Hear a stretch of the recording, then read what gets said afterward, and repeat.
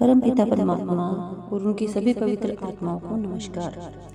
हमारी मनोवृत्ति हमारे जीवन का दृष्टिकोण निर्धारित करती है।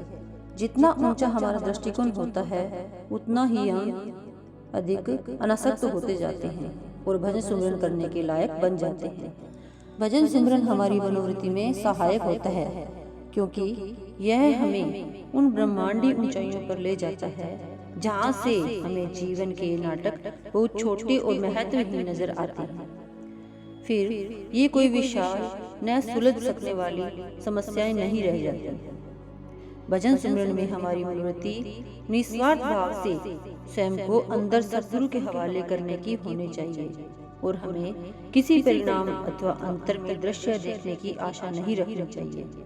सभी चिंताओं और इच्छाओं को भुलाकर हर प्रकार की पूर्व धारणा से मुक्त हो जाना चाहिए। एकजुट होकर अपनी तवज्जो को सुमिरन या शब्द में रखते हुए हमें सबसे जुड़ने का प्रयास करना है। समय पाकर भजन सुमिरन से जो धैर्य, भक्ति, भावना और समर्पण की भावना हम प्राप्त करेंगे वह धीरे धीरे हमारे दैनिक जीवन का अंग बन जाएगी।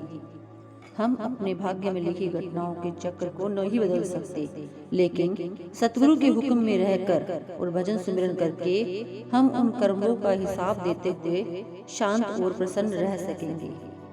जो पौधा हम लगाते हैं उसका बढ़ना हमारे वश में नहीं है। वह पौधा अपने समय पर ही फलेगा फूलेगा। हमारा काम तो महज गड्ढा खोदकर, खाद डालकर, बीज बोकर उसे मिट्टी से ढक देना है, उसे पानी देना है, उसे कीड़ों से बचाना है तथा रोज रोज उसकी देखभाल करना है। हम केवल इतना ही कर सकते हैं। किस गति से पौधा बढ़ता है यह हमारे हाथ में नहीं है।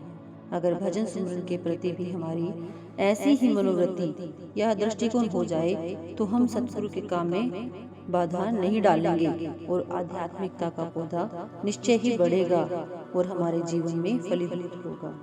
अगर पौधे की जड़ें पूरी तरह गहरी और मजबूत होने से पहले ही हम इसकी वृद्धि की गति तेज करने का प्रयास करेंगे तो काल के तूफान उसे उखाड़ कर फेंक सकते हैं और नष्ट कर सकते हैं।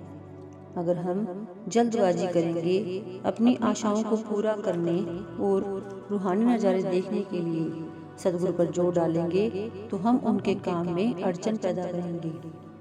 हमारा केवल यही काम है कि ध्यान को तीसरे नेत्र पर टिकाकर सुमिरन करें या शब्द सुनने का प्रयास करें।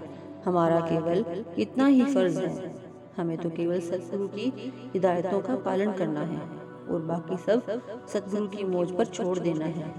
भजन सुमिरन के परिणाम चाहे निकले या ना निकले हमें लाभ जरूर होगा। भजन सुमिरन में हमारा काम अपनी कोशिशों में ध्यान लगाना है, परिणाम के बारे में सोचना ही नहीं। कोशिश करना हमारे वश में है, परिणाम पाना नहीं। हमें अपने जीवन की समस्याओं के बारे में चिंता नहीं करनी चाहिए।